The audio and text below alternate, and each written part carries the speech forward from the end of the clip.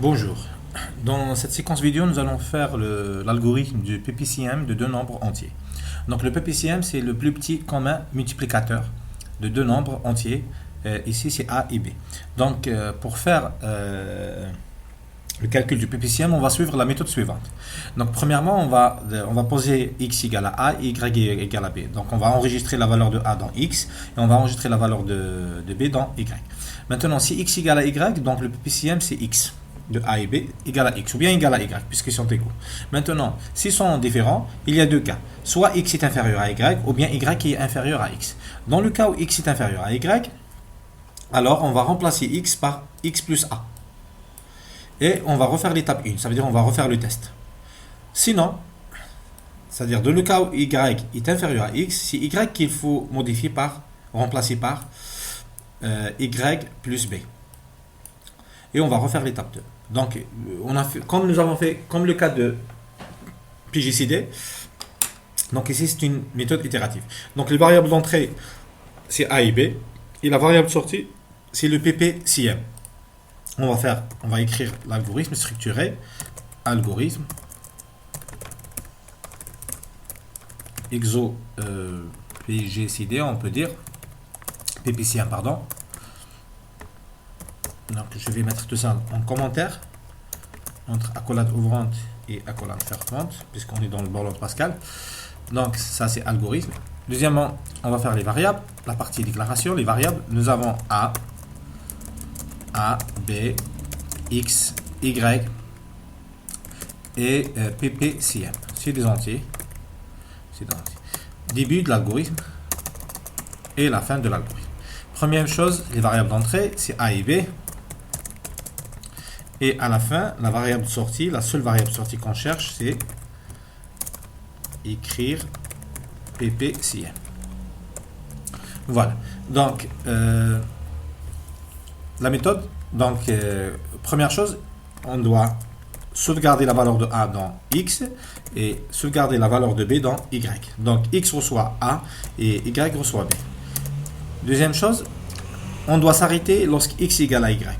Donc on ne s'arrête pas, l'inverse de la phrase, on ne s'arrête pas à chaque fois que x est différent de y. Donc ça c'est tant que x est différent de y. Tant que x est différent de y, on ne va pas s'arrêter. On va faire quoi? On va faire un test. Si x est inférieur à y, alors on va remplacer x par x plus a. Sinon, on va remplacer y par y plus b. Voilà l'algorithme. Donc, le fait de dire refaire 1 pour les deux méthodes, pour l'étape 3 et l'étape 4, c'est ici. Donc, s'il entre dans ci, il va faire ça. Ensuite, fin tant que, il va revenir à tant que pour retester est-ce qu'ils sont différents. S'ils sont différents, on va refaire la boucle. S'ils sont égaux, on va sortir. Donc, lorsqu'on sort de la boucle, on va faire PPCM reçoit la valeur de x ou bien la valeur de y, ça ne dérange pas puisqu'ils sont égaux. Donc voilà la partie traitement de l'algorithme. C'est ça le plus important dans tout l'algorithme. Bien sûr, les entrées et sorties sont importantes, mais le plus difficile à trouver, c'est la partie traitement. C'est l'idée de la solution. Et malgré que l'idée a été expliquée dans l'exercice, dans les méthodes, mais ce qui est difficile, c'est de transformer les méthodes.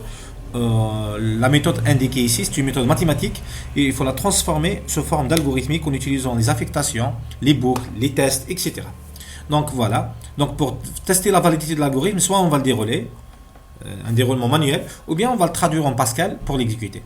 On va faire la deuxième méthode, c'est la traduction en Pascal et l'exécution. Maintenant, on va faire la traduction. Exo PPCM, point virgule, uses WinCRT pour le borlon de Pascal pour Windows.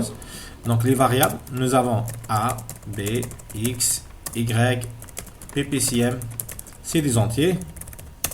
Voilà, begin et end du programme. Donc je vais compiler, je vais enregistrer tout d'abord et je compile s'il n'y a pas d'erreur. Ok, c'est très bien. Maintenant, on va donner la valeur de A et de B, donc read A et B. On va saisir la valeur de A et B. Donc, on a l'habitude de faire quoi? D'accompagner chaque lecture par un message. Message ici, c'est une chaîne de caractères. Donner de valeurs entières. On a précisé. Donc la première pour A et la deuxième pour B, bien sûr. C'est l'ordre des paramètres. Donc ça, c'est la partie des entrées. La partie des sorties, c'est write. C'est l'affichage. Le PPCM de A et B est égal à X ou bien Y. Égal à PPCM, pardon.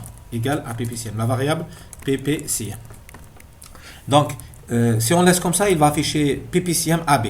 Donc, moi, je veux remplacer A par sa valeur et B par sa valeur. Si A est égal à 5, B est égal à 15, il va m'afficher PPCM de 5 et 15 égal. Donc, ici, comment faire? On va remplacer ça par cette façon-là. Et ici, il faut se concentrer pour comprendre l'utilité de ça. Donc ici, on va afficher plusieurs paramètres. Le premier paramètre, c'est une chaîne de caractères. Le deuxième paramètre, c'est la valeur de A, la valeur de la variable A. Troisième paramètre, c'est une autre chaîne de caractères. Ensuite, la valeur de B. Ensuite, une autre chaîne de caractères. Ensuite, la valeur de 2 PPCM. Donc voilà, j'enregistre et je compile s'il n'y a pas d'erreur. C'est très bien, il n'y a pas d'erreur. Ici, on va faire la partie traitement. Bien sûr, si on saisit, si on fait ça, ça donne rien, ça donne pas de résultat. On va donner des valeurs, c'est vrai. On va donner par exemple 15 et 5, mais ça donne le PPCM de 15 et 5, c'est 0. Pourquoi? Puisque le PPCM n'a pas été calculé. La variable PPCM n'a pas été calculée. Par défaut, égale à 0.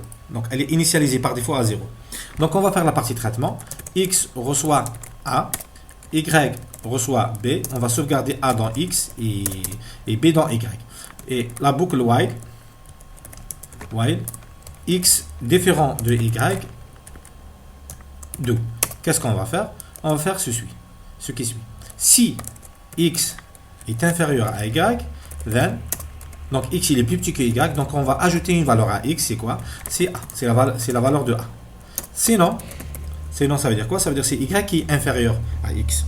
Normalement, l'inverse de X inférieur à Y, c'est Y inférieur, X supérieur ou égal.